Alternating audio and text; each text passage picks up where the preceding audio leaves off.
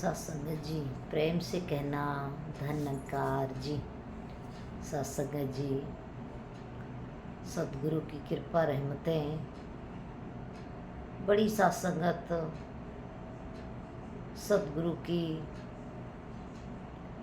हमारे ऊपर रहमो करम है। तो सत्संगत इनके साथ जुड़ करके इस जीवन का कल्याण हो गया, क्योंकि सत्संगत ये जीवन मिला ही इसलिए है कि इस प्रभु परमात्मा निराकार की भक्ति करने के लिए संसार में लोग जीवन जीते हैं और जी करके चले जाते हैं, लेकिन उनको यही पता नहीं होता कि ये जीवन हमको किस लिए मिला है, क्यों मिला है। क्योंकि सत्संगत ये जीवन हमारा अनमोल है। हमारी श्वासों की सत्संगत बहुत कीमत है। अगर ये श्वास ऐसे ही चली गई तो फिर बात बनने वाली नहीं है। इसलिए इन श्वासों की कीमत डालना बहुत ज़रूरी है। कहते हैं घर में सिलेंडर लगा होता है, उसके टाइम का तो पता होता है कि महीने भर चलेगा कि 2 महीने चलेगा, लेकिन जब ख़त्म होता है तो अचानक से ही ख़त्म हो जाता है। इसी प्रकार से इन श्वासों का तो सत्संगत कोई पता नहीं है कि ये कितनी हमारे जीवन में लिखी हैं परमात्मा ने, कितनी हमको दी हैं, कितनी हमें लेनी है। ये तो सत्संगत जिस दिन अंतिम श्वास आएगी उस दिन ये जीवन ही ख़त्म हो जाएगा। इसलिए कहते हैं पर में पर ले होएगी बोहर करेगो कब, कल करे सो आज कर, आज करे सो अब।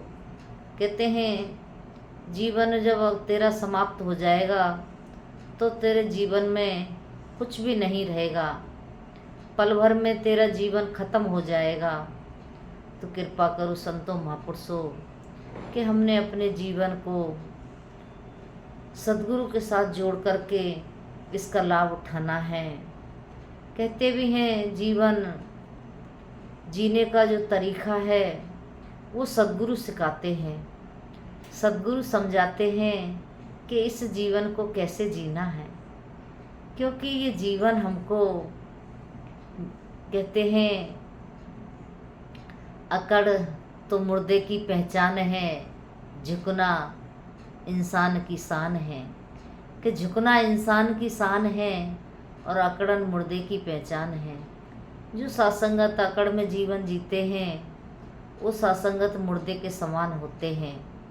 कहते भी हैं कि अकड़ के पानी तो कोई पी न पाया, बुझे प्यास उसकी जिसने गर्दन झुकाई। कि अकड़ के तो कोई पानी पी नहीं सकता, जिसकी गर्दन झुकती है वो पानी पीता है। तो झुकने की बात है। इस भक्ति में झुकाव आता है जब जैसे जैसे जितनी जितनी भक्ति हमारे जीवन में प्रवेश करती चली जाती है, वैसे वैसे ही हमारा जीवन झुकता चला जाता है। कि झुक जा रे झुक जा बंदे, झुकने में ही तेरी शान है। तो सत्संगत झुकने में ही शान है। जैसे पौधा होता है, पेड़ की एक डाली होती है, उस डाली पर जब फूल और फल लगते हैं तो वो स्वतः ही झुक जाती है। इसी प्रकार से इंसान के अंदर जैसे जैसे गुण आते चले जाते हैं, भक्ति आती चली जाती है, वो झुकता चला जाता है। क्योंकि उसके अंदर फिर वो झुकाव अपने आप ही बन जाता है।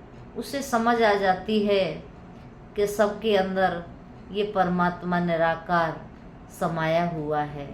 कि तुझ में राम, मुझ में राम, सब में राम समाया, सबसे कर लो प्रीत जगत में कोई नहीं पराया। कहते हैं सब में राम समाया है, सब में ये प्रभु परमात्मा निराकार का वास है। तो अब मुझे किससे नफरत करनी है, मुझे किससे बैर करना है। फिर वो उसको त्याग देता है और त्याग करके फिर अपने जीवन को भक्ति के साथ जोड़ करके निम्रता के साथ फिर वो जीवन जीता है। फिर भजन में एक कड़ी आती है, सद्गुरु ऐसा बनूं मैं निरंकारी, जाने कर्मों से दुनिया सारी। कि मेरे अंदर वो कर्म आ जाएं जैसे जैसे आप चाहते हो, वो निम्रता वाला जीवन आ जाए, वो सहन शक्ति वाला जीवन आ जाए, जिससे मेरा जीवन का कल्याण हो जाए।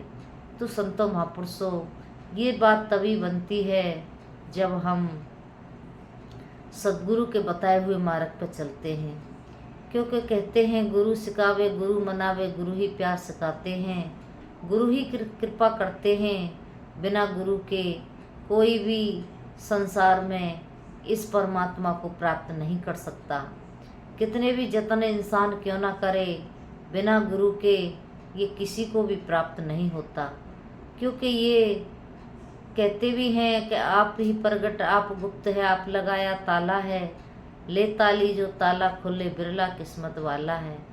कि तो ये परमात्मा प्रगट भी है, गुप्त भी है, लेकिन इसने हमारे विवेक के ऊपर, मन की आँखों के ऊपर एक ऐसा ताला लगा रखा है, जिसके कारण ये हमें समझ नहीं आता, हमें दिखाई नहीं देता। लेकिन जब सद्गुरु के चरणों में जाते हैं तो सद्गुरु फिर इस ताले को खोलते हैं, इस पर्दे को हटाते हैं और फिर इस प्रभु परमात्मा से मिलन कराते हैं। कहते भी हैं सत्संगत के घूमट के पट खोल गुजरिया, तुझे पी मिलेंगे। कहते घूमट के पट खोल, तुझे पिया मिलेंगे। कौन से पिया की बात की है? इस पिया की, ये परमेश्वर की, इस परमात्मा की लिए कहा गया है कि तू अपनी मन की आंखें खोल, अपने मन के पर्दे को हटा और देख, तो ये परमात्मा तेरे सामने खड़ा है। तो आओ संतों महापुरुषों, ये सद्गुरु की अपनी कृपा है जो आज हमें इतना सुंदर ज्ञान दे करके इन्होंने हमारे जीवन को धन्य बनाया। बड़ा शुक्राना इनका, बड़ी बड़ी इनकी रहमतें, बड़ी बड़ी इनकी कृपाएं। सत्संगत हम एहसान इनका चुका नहीं सकते। कर्म किया ऐसा तूने, भुलाया जा नहीं सकता, तेरे एहसान का बदला चुकाया जा नहीं सकता। कि ऐसा एहसान सद्गुरु ने किया है कि इसका बदला नहीं चुकाया जा सकता। तो संतों महापुरुषों, ये सद्गुरु की अपनी कृपा है, इनकी अपनी रहमत है कि जो कि हमारे ऊपर ऐसी कृपा करके इस निरंकार प्रभु परमात्मा से मिलाया। आओ संतों महापुरुषों, हमें इनकी भक्ति, इनकी सेवा, इनका सिमरन हमेशा करते रहें। कभी भी अपने मन को इनसे दूर ना हटाएं, क्योंकि हमारे जीवन का कल्याण यहीं से होना है। हमारा साथ कोई देने वाला नहीं है। जब जीवन अंतिम समय आएगा, इस संसार छोड़ के जाएंगे, तो हमारा साथ कोई निभाने वाला नहीं है। एक निभाएगा तो सद्गुरु ही निभाएगा, ये परमात्मा ही हमारा साथ निभाएगा। क्योंकि कहते हैं ये तो अब भी है और फिर भी रहेगा, क्योंकि यही हमारा साथ देने वाला है। तो हमने ऐसे परमात्मा को अपने जीवन में लेकर के जीवन को जीना है। तो दासी इन्हीं शब्दों से आपसे क्षमा चाहती है। सत्संगत जी, कोई शब्द ऐसा निकला हो आप संत महापुरुषों को अच्छा न लगे तो दासी को बख्श लेना और वीडियो को लाइक करना। संतों महापुरुषों, ये आपकी कृपा से ही ऐसी शुभ घड़ियाँ बनती हैं, ऐसे आशीर्वाद लेने के मौके मिलते हैं।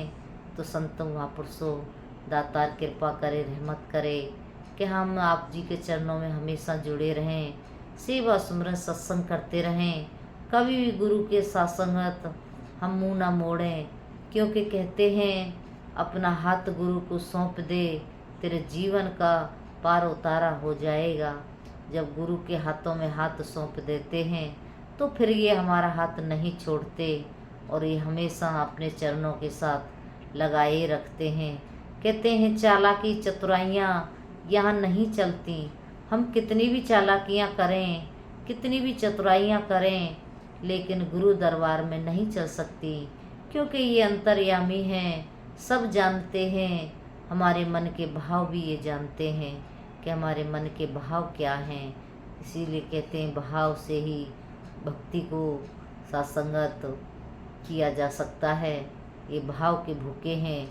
सद्गुरु को कुछ भी ना चाहिए, सद्गुरु को सिर्फ और सिर्फ प्रेम चाहिए कि हमने प्रेम करना है, एक दूजे से प्रेम करना है, एक दूजे का सहारा बनना है।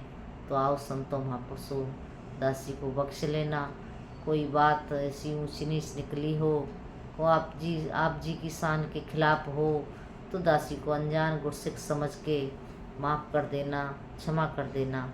ऐसी अरदास प्रार्थना आप जी के चरणों में है। प्रेम से कहना, धन्यकार जी।